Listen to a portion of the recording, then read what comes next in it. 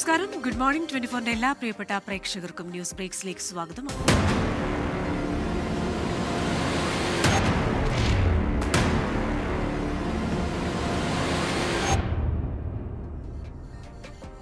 News ബ്രേക്സിലേക്ക് വിശദമായി ഈ വാർത്താ ദിനത്തിലെ സമഗ്രമായ വിവരങ്ങളുമായി 24ന്റെ പ്രതിനിധികൾ വിവിധ മേഖലകളിൽ നിന്ന് ചേരുകയാണ്.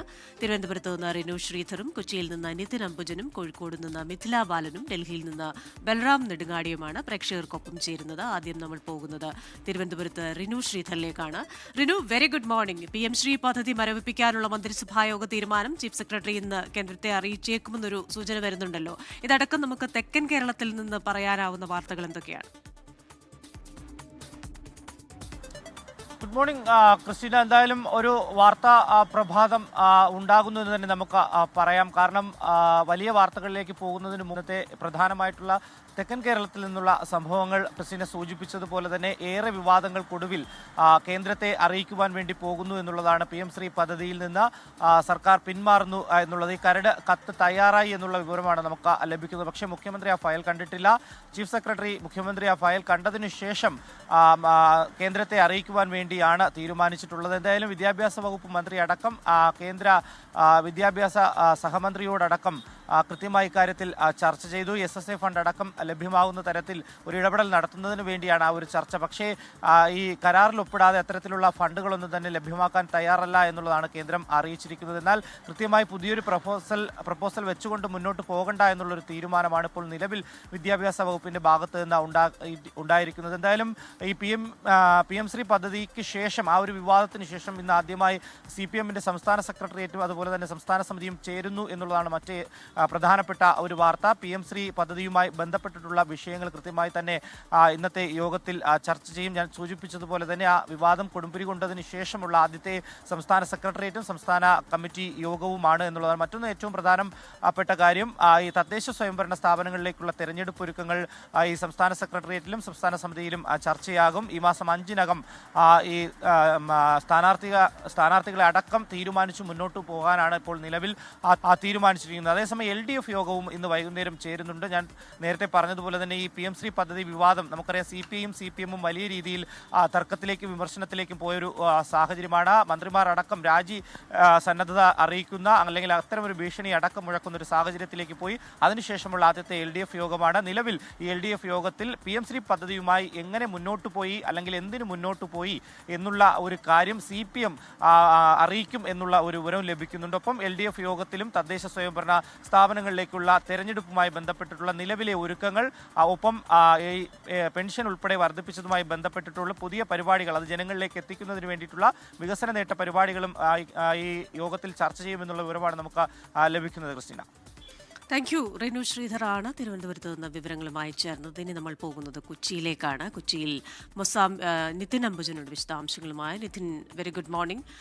മൊസാംബിക്കിൽ ബോട്ട് മുങ്ങി മരിച്ച പിറവം സ്വദേശി ഇന്ദ്രജിത്ത് സന്തോഷിന്റെ മൃതദേഹം ഇന്ന് നാട്ടിലെത്തിക്കുകയാണല്ലോ. എപ്പോഴാണ് മൃതദേഹം നാട്ടിലെത്തിക്കുക? ഒപ്പം തന്നെ ഈ ഓപ്പറേഷൻ സൈഹണ്ട് അത് വളരെ ഊർജിതമായ സംസ്ഥാനത്ത് പുരോഗമിക്കുകയാണല്ലോ.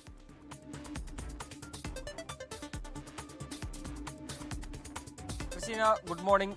ഇന്നും വാർത്താപ്രഭാതത്തിൽ തിരക്ക് പിടിച്ച വാർത്തകൾ തന്നെയാണ് മധ്യകേരളത്തിൽ ഉണ്ടാവുന്നത്. പ്രധാനമായും ഈ സൈബർ തട്ടിപ്പുമായി ബന്ധപ്പെട്ട് അന്വേഷണം അത് ഊർജിതമായി തന്നെ പോലീസ് മുന്നോട്ട് പോവുകയാണ്. സൈഹണ്ട് സംസ്ഥാന വ്യാപകമായി തന്നെ കഴിഞ്ഞ ദിവസമൊക്കെ തന്നെ ഈ പരിശോധനകൾ ശക്തമാക്കിയിരുന്നു. ഇതിന്റെ അടിസ്ഥാനത്തിൽ തന്നെയാണ് നിരവധി അറസ്റ്റുകൾ, പ്രധാനമായും ആളുകളെയൊക്കെ തന്നെ പിടികൂടുന്ന ഒരു സാഹചര്യമുണ്ട്. ഏതാണ്ട് 263 പേരെ ഇതിനം തന്നെ ഈ ഒരു കേസിന്റെ ഭാഗമായി തന്നെ പോലീസ് കണ്ടെത്തിയിട്ടുണ്ട്, അവരെ പിടിക്കപ്പെട്ടിട്ടുണ്ട്. 382 FIRകളാണ് ഇതിൽ രജിസ്റ്റർ ചെയ്തിരിക്കുന്നത്. പ്രധാനമായും ഈ കുറെ കാലങ്ങളായി തന്നെ ഉപയോഗിക്കാത്ത അക്കൗണ്ടുകൾ അത് ഈ സൈബർ തട്ടിപ്പ് സംഘങ്ങൾക്ക് വിൽപ്പന നടത്തി, ആ ഒരു വിൽപ്പന നടത്തുകയാണ് ഇതിൽ ആദ്യഘട്ടം. അതിനുശേഷം ഇവർ പോലും അറിയാതെ ഇവരുടെ അക്കൗണ്ടുകളിലേക്ക് പണം എത്തുന്നു. പിന്നീട് പലയിടങ്ങളിൽ നിന്ന് ഈ പണം വീഴ്ചയെടുക്കുന്ന ഒരു രീതിയാണ് ഈ സൈബർ തട്ടിപ്പ് സംഘം സ്വീകരിച്ചു വരുന്നത്. അതുകൊണ്ട് തന്നെ ഈ അന്വേഷണം ശക്തമായി തന്നെ മുന്നോട്ട് പോകേണ്ടതുണ്ട്. വിശദമായി തന്നെ ചോദ്യം ചെയ്ത ശേഷം മാത്രമേ ഇതിന്റെ കൃത്യമായ കണ്ണികളിലേക്ക് എത്താൻ സാധിക്കുകയുള്ളൂ. ഈ പണം ഇവർ എങ്ങനെ വിനിയോഗിക്കുന്നു തുടങ്ങിയ കാര്യങ്ങളൊക്കെയാണ് അന്വേഷിക്കുക. അതോടൊപ്പം തന്നെ എടുത്തു പറഞ്ഞൊരു കാര്യം, പോലീസ് ഇതുമായി ബന്ധപ്പെട്ട് ഒരു ബോധവൽക്കരണം നടത്താനാണ് ഇപ്പോൾ ഒരുങ്ങുന്നത്. ഇത്തരത്തിൽ ഈ അക്കൗണ്ട് ഡീറ്റെയിൽസുകൾ അത് ആർക്കും കൈമാറരുതെന്ന ഒരു നിർദ്ദേശമെല്ലാം തന്നെ ഈ റിസർവ് ബാങ്കിന് നൽകിയിട്ടുണ്ട്. സ്വാഭാവികമായിട്ടും അത്തരം ഒരു ബോധവൽക്കരണത്തിലൂടെ ഈ ആളുകളിൽ നിന്നും ഇതിൽ നിന്ന് പിന്തിരിപ്പിക്കുകയാണ് ലക്ഷ്യം. അതോടൊപ്പം എടുത്തു പറഞ്ഞൊരു കാര്യം, വിദ്യാർത്ഥികളാണ് ഈ സംഘങ്ങളുടെ വലയിലേക്ക് പെട്ടുപോകുന്നത്. കഴിഞ്ഞ ദിവസം തന്നെ കളമശ്ശേരിയിൽ ഈ അമ്മയുടെ അക്കൗണ്ട് വിൽപ്പന നടത്തിയ മകന്റെ ഒരു കേസുമായി ബന്ധപ്പെട്ട് പോലീസ് കഴിഞ്ഞ ദിവസം ചില പ്രതികരണങ്ങൾ നൽകിയിരുന്നു. അത്തരത്തിൽ സംസ്ഥാന വ്യാപകമായി തന്നെ ഈ വിദ്യാർത്ഥികൾ ഈ വലയിലേക്ക് വീടുപോകുന്ന ഒരു സാഹചര്യമുണ്ട്. അങ്ങനെ ശക്തമായ ഒരു നിരീക്ഷണവും പരിശോധനയും തുടരുമെന്നാണ് പോലീസ് ഈ സാഹചര്യത്തിൽ ഈ സൈബർ ഹണ്ടുമായി ബന്ധപ്പെട്ട കാര്യങ്ങളിൽ വ്യക്തമാക്കുന്നത്. അതോടൊപ്പം മൊസാംബിക്കിൽ ഈ ബോട്ട് മറിഞ്ഞ് കാണാതായ മലയാളി ഇന്ദ്രജിത്ത് സന്തോഷിന്റെ മൃതദേഹം കഴിഞ്ഞ ദിവസമാണ് കണ്ടെത്തിയത്. മെനഞ്ഞാന്ന് വൈകിട്ടോട് തന്നെ ഈ മൃതദേഹം നടപടികൾ പൂർത്തിയാക്കി നാട്ടിലേക്ക് എത്തിച്ചിരുന്നു. കഴിഞ്ഞ ദിവസമാണ് മുംബൈയിലെത്തിയത്. ഇന്ന് രാവിലെ അല്പസമയത്ത് തന്നെ കൊച്ചി നെടുമ്പാശ്ശേരി വിമാനത്താവളത്തിലെത്തും. അതിനുശേഷം ഇന്ന് 12 മണിയോടെ തന്നെ സംസ്കാര ചടങ്ങുകൾ നടക്കും. ഈ കഴിഞ്ഞ 16-നാണ് ബോട്ട് മുങ്ങി മലയാളി ഉൾപ്പെടെ ഏതാണ്ട് 8 പേർ മരിക്കുന്ന ഒരു സാഹചര്യം ഉണ്ടായത്. ദിവസങ്ങളോളം തെരച്ചിൽ നടത്തിയെങ്കിലും ബോഡി കണ്ടെത്താൻ കഴിഞ്ഞില്ല. പക്ഷേ കഴിഞ്ഞ ദിവസമാണ് ഈ കപ്പൽ ഉയർത്തിയതിനു ശേഷം, ബോട്ട് ഉയർത്തിയതിനു ശേഷം ഈ മുങ്ങൽ വിദഗ്ധരുടെ സഹായത്തോടെ തന്നെ ഈ മൃതദേഹം കണ്ടെത്താൻ സാധിച്ചത്. എന്തായാലും അല്പസമയത്തിന് തന്നെ മൃതദേഹം നെടുമ്പാശ്ശേരി വിമാനത്താവളത്തിലെത്തും. ഇന്ന് ഉച്ചയോടുകൂടി തന്നെ സംസ്കാര ചടങ്ങുകൾ നടക്കും. ഇന്ദ്രജിത്ത് സന്തോഷിന്റെ ബന്ധുക്കളെല്ലാം തന്നെ വിമാനത്താവളത്തിലെത്തിയിട്ടുണ്ട്. ശരി, നിതിൻ അംബുജനാണ് കൊച്ചിയിൽ നിന്ന് വിശദാംശങ്ങളുമായി ചേർന്നത്. ഒപ്പം തന്നെ കൊച്ചിയിൽ നിന്ന് ഒരു വാർത്ത കൂടി വരുന്നുണ്ട്. കൊച്ചിയിലും അമീബിക് മസ്തിഷ്ക ജ്വരം എന്ന വാർത്തയാണ്. ഇടപ്പള്ളിയിലുള്ള ലക്ഷദ്വീപ് സ്വദേശിക്കാണ് ഈ രോഗം സ്ഥിരീകരിച്ചത്. പരിശോധനയ്ക്കായി സാമ്പിൾ അയച്ചിട്ടുണ്ട്. ഇനി നമ്മൾ പോകുന്നത് കോഴിക്കോട്ടേക്കാണ്. അവിടെ മിഥില ബാലൻ തയ്യാറായിട്ടുണ്ട്. Mithila, very good morning.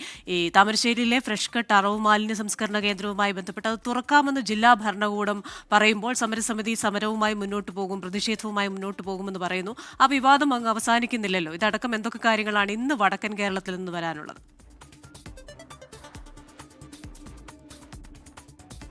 Good morning Christina. Fresh cut സമരവുമായി ബന്ധപ്പെട്ട കാര്യങ്ങൾ തന്നെയാണ് ഇന്ന് കോഴിക്കോട് നിന്ന് പ്രതീക്ഷിക്കുന്നത്. അതിൽ ഏറ്റവും പ്രധാനം എന്നത് ഫ്രഷ് കട്ട് ഇന്ന് തുറക്കുമോ എന്നത് തന്നെയാണ്. ഇതുമായി ബന്ധപ്പെട്ട് ഉടമകൾ ഇതുവരെ ഒരു നിലപാട് വ്യക്തമാക്കിയിട്ടില്ല.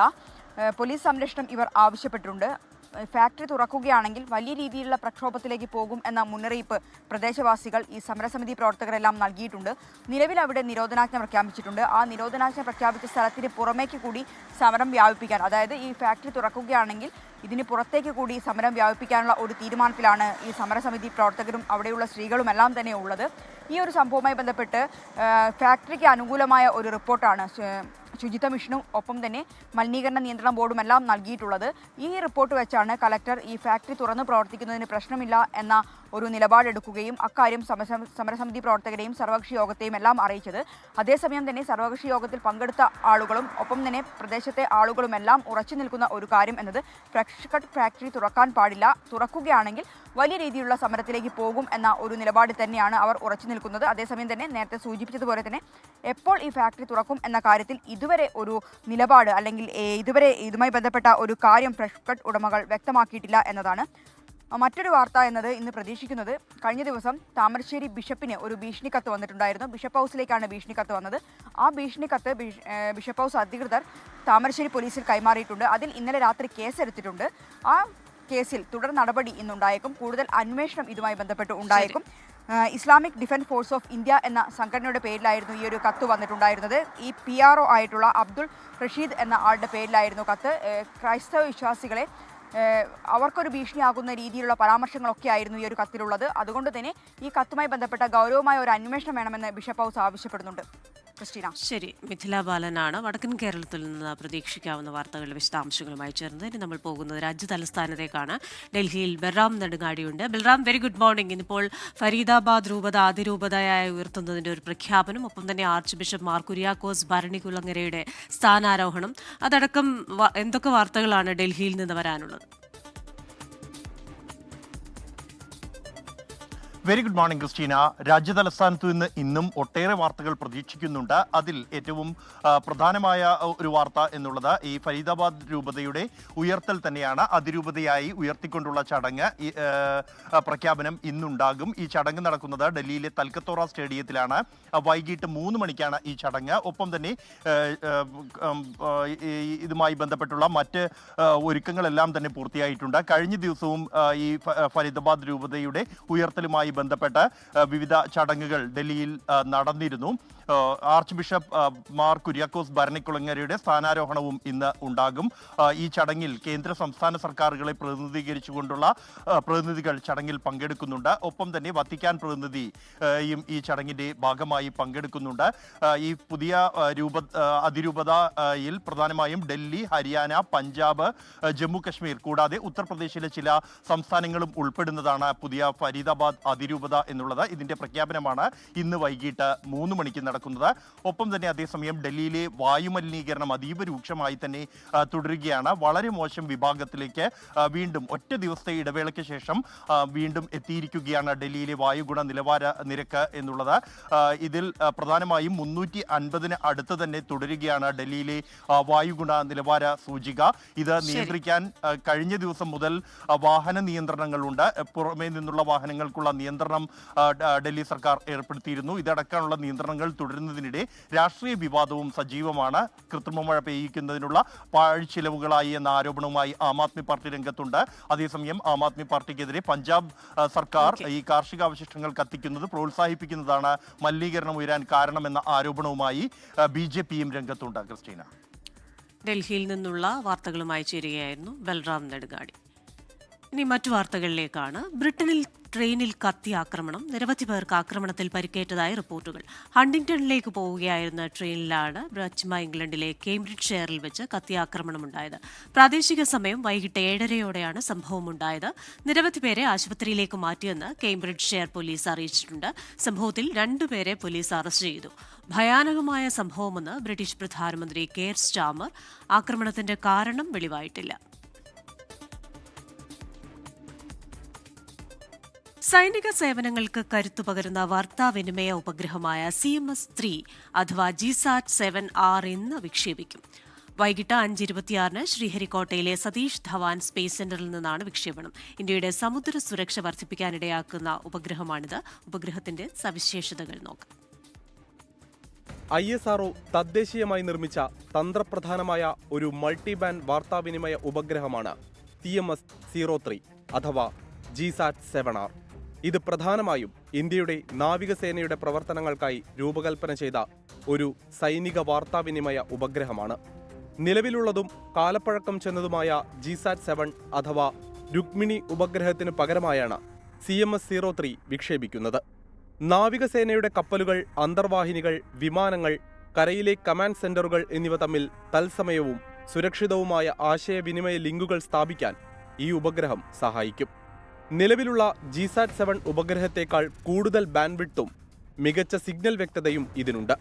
ഇന്ത്യൻ മഹാസമുദ്ര മേഖലയിലെ തന്ത്രപ്രധാനമായ നീക്കങ്ങൾ, നിരീക്ഷണം, കപ്പലുകളുടെ വിവരങ്ങൾ എന്നിവ തത്സമയം അറിയാനും കൈമാറ്റം ചെയ്യാനും GSAT-7Rലൂടെ സാധിക്കും. CMS-03 ഒരു മൾട്ടിബാൻഡ് ഉപഗ്രഹമായതിനാൽ വിവിധ ആവൃത്തികളിലുള്ള സിഗ്നലുകൾ കൈകാര്യം ചെയ്യാനും കൂടുതൽ ഡേറ്റ കൈമാറാനും സാധിക്കും. കരസേന, നാവികസേന, വ്യോമസേന എന്നീ 3 സേനാ വിഭാഗങ്ങൾ തമ്മിലുള്ള ആശയവിനിമയം കൂടുതൽ മെച്ചപ്പെടുത്താനും ഏകോപനത്തോടെയുള്ള പ്രവർത്തനങ്ങൾ കാര്യക്ഷമമാക്കാനും ഈ ഉപഗ്രഹം സഹായിക്കും. ഇന്ത്യയുടെ ഏറ്റവും ശക്തമായ വിക്ഷേപണ വാഹനങ്ങളിലൊന്നായ ലോഞ്ച് വെഹിക്കിൾ മാർക്ക് 3 അഥവാ LVM-3 ഉപയോഗിച്ചാണ് ഇത് ഭ്രമണപഥത്തിൽ എത്തിക്കുക. ഏകദേശം 4400 കിലോഗ്രാം ഭാരമുള്ള ഈ ഉപഗ്രഹം ജിയോ സിങ്ക്രണൈസ് ട്രാൻസ്ഫർ ഓർബിറ്റിലേക്ക് ഇന്ത്യയിൽ നിന്ന് വിക്ഷേപിക്കുന്ന ഏറ്റവും ഭാരമേറിയ ആശയവിനിമയ ഉപഗ്രഹങ്ങളിൽ ഒന്നാണ്.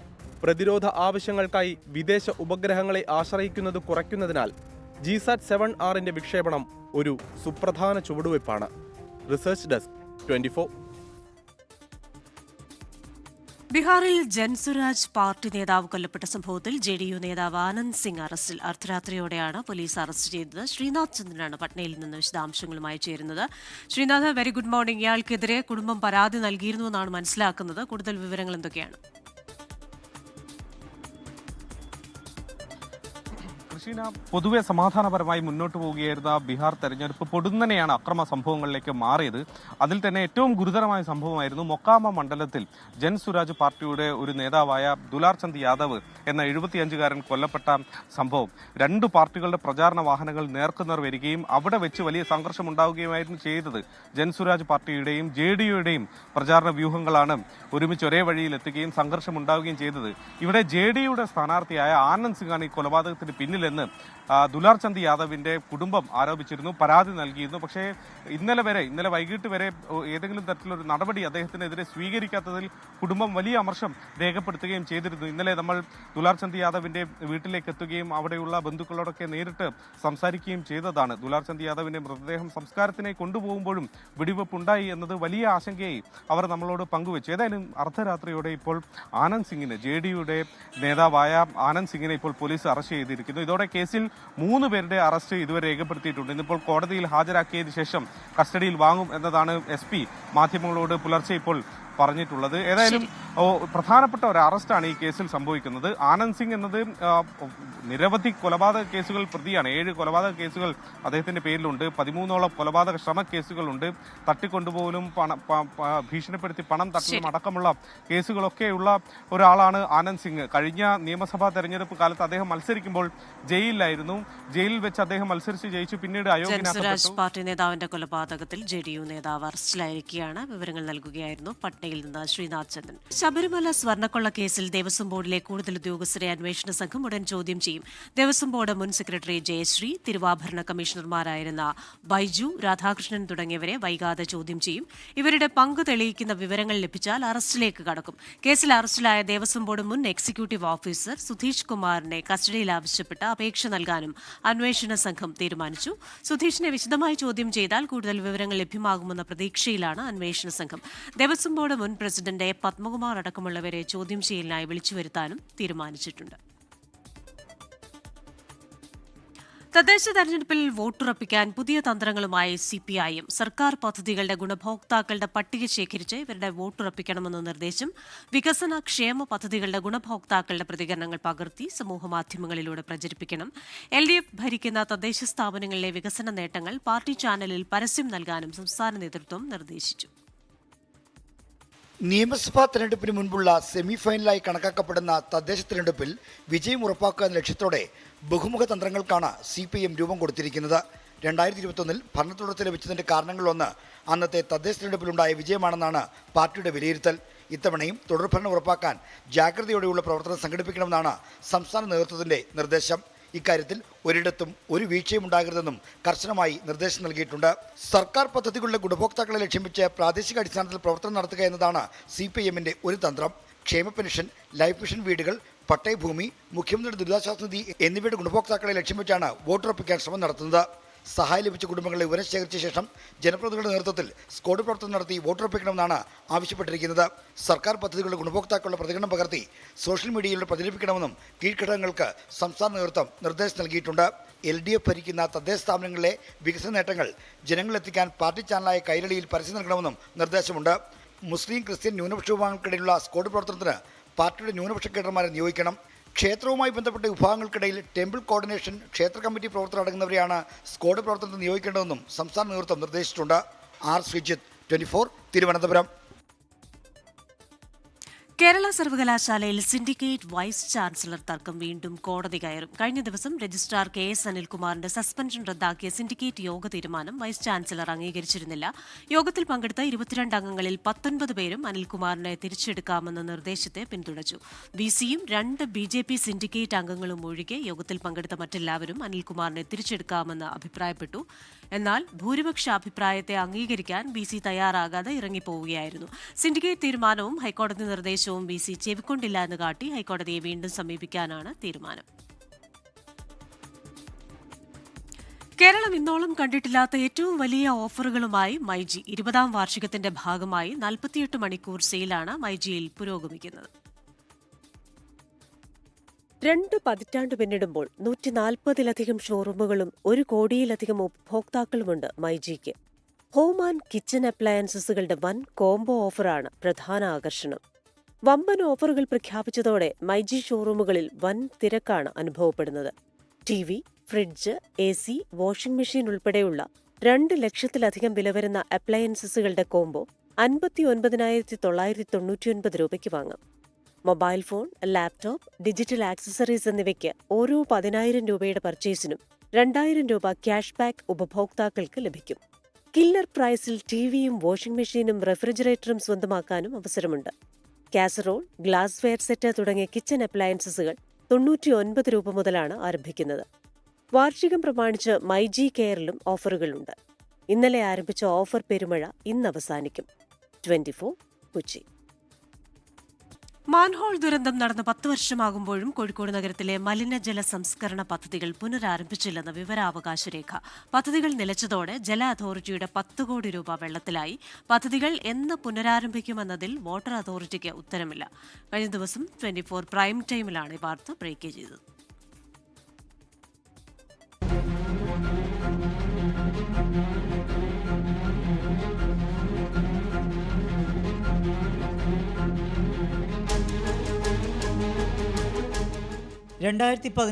നവംബർ 26-നാണ് 3 പേരുടെ മരണത്തിന് ഇടയാക്കിയ മാൻഹോൾ ദുരന്തം ഉണ്ടായത്. നഗരത്തിലെ ഓട വൃത്തിയാക്കാൻ ഇറങ്ങിയ 2 ആന്ധ്ര സ്വദേശികളും ഇവരെ രക്ഷിക്കാൻ ശ്രമിച്ച ഓട്ടോ ഡ്രൈവറും വിഷവാതകം ശ്വസിച്ച് മരിക്കുകയായിരുന്നു. കരുവശ്ശേരി സ്വദേശി മേപ്പക്കുടി നൌഷാദ്, KSDUPയിലെ കരാർ തൊഴിലാളികളായ നരസിംഹം, ഭാസ്കർ എന്നിവരാണ് മരിച്ചത്. സംഭവത്തിന് പിറകെ കോർപ്പറേഷൻ പരിധിയിലെ മലിനജല സംസ്കരണ പദ്ധതികൾ, കിണറുകൾ, പമ്പിംഗ് സ്റ്റേഷനുകൾ എന്നിവയുടെ നിർമ്മാണം നിലച്ചു എന്നാണ് വിവരാവകാശ രേഖ വ്യക്തമാക്കുന്നത്. പാതി വഴിയിൽ പദ്ധതി ഉപേക്ഷിക്കാൻ ഇടയായ സാഹചര്യം ഈ ദുരന്തമാണെന്നും വിവരാവകാശ രേഖയിൽ സൂചിപ്പിക്കുന്നുണ്ട്. ഒരു വശത്ത് സംസ്ഥാന സർക്കാർ മാലിന്യ സംസ്കരണത്തിന് സ്വകാര്യ സംരംഭകരെ ആകർഷിക്കുന്ന സമയത്ത് കോഴിക്കോട് പോലുള്ള നഗരപ്രദേശത്തെ മലിനജല പദ്ധതികൾ പൂർണ്ണമായും സ്തംഭിച്ച അവസ്ഥയിലാണ്. എന്തുകൊണ്ടാണ് സംസ്ഥാന സർക്കാർ മാലിന്യ സംസ്കരണത്തിന് പ്രത്യേകിച്ച് ഊന്നൽ നൽകുമ്പോഴും ഒരു നഗരപ്രദേശത്തെ മലിനജല പദ്ധതികൾ പൂർണ്ണമായും സ്തംഭിച്ചിരിക്കുന്നതെന്ന് വ്യക്തമാക്കണം. പ്രധാനപ്പെട്ട 2 പദ്ധതികളാണ് പാതി വഴിയിൽ ഉപേക്ഷിച്ചത്. പദ്ധതി 1-ൽ കേരള ജല അതോറിറ്റി വകയിരുത്തിയ 36.18 കോടി രൂപയിൽ 3.92 കോടി രൂപയാണ് ചെലവഴിച്ചത്. മറ്റൊരു പദ്ധതിയിൽ കണക്കാക്കിയ 27.67 കോടിയിൽ 6.2 കോടി രൂപയും ചെലവഴിച്ചു. പദ്ധതികൾ പാതി വഴിയിൽ നിലച്ചതോടെ 10.12 കോടി രൂപ ജല അതോറിറ്റിക്ക് നഷ്ടമായി. 10 വർഷമായി കോർപ്പറേഷൻ പരിധിയിൽ മലിനജല സംസ്കരണ പദ്ധതികൾ നിലച്ചിട്ട് പല പദ്ധതികളും പാതി വഴിയിൽ ഉപേക്ഷിച്ചു. അതുവഴി വലിയ നഷ്ടമാണ് ജല അതോറിറ്റിക്കുണ്ടായത്. പദ്ധതികൾ പുനരാരംഭിക്കാത്തതിനാൽ നഷ്ടത്തിന്റെ തോത് വർദ്ധിക്കുകയാണ്. കോഴിക്കോട് നിന്ന് സമീർ സി മുഹമ്മദ്, 24. ICC വനിതാ ഏകദിന ലോകകപ്പ് കിരീടം ലക്ഷ്യമിട്ട് ടീം ഇന്ത്യ ഇന്നിറങ്ങും. ഉച്ചതിരിഞ്ഞ് 3-ന് നവി മുംബൈയിൽ നടക്കുന്ന മത്സരത്തിൽ ദക്ഷിണാഫ്രിക്കയാണ് എതിരാളികൾ. ആദ്യ ലോകകപ്പാണ് ഇരു ടീമുകളുടെയും ലക്ഷ്യം.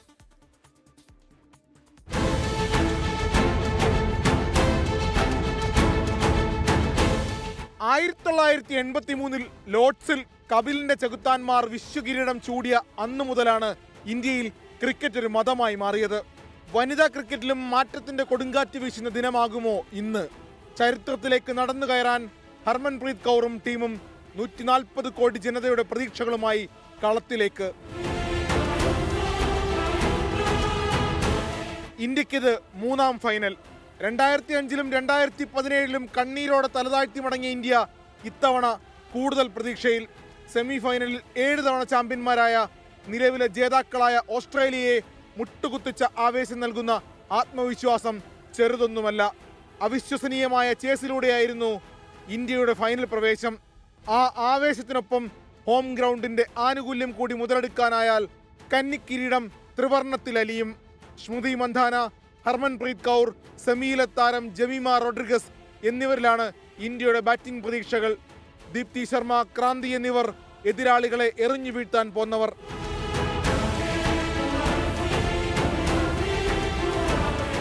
ദക്ഷിണാഫ്രിക്കയ്ക്ക് ഇത് ആദ്യ ഫൈനൽ. നിർഭാഗ്യങ്ങൾ എന്നും വേട്ടയാടിയിട്ടുള്ള പ്രോട്ടീസ് പക്ഷേ ഇത്തവണ രണ്ടും കൽപ്പിച്ചാണ്.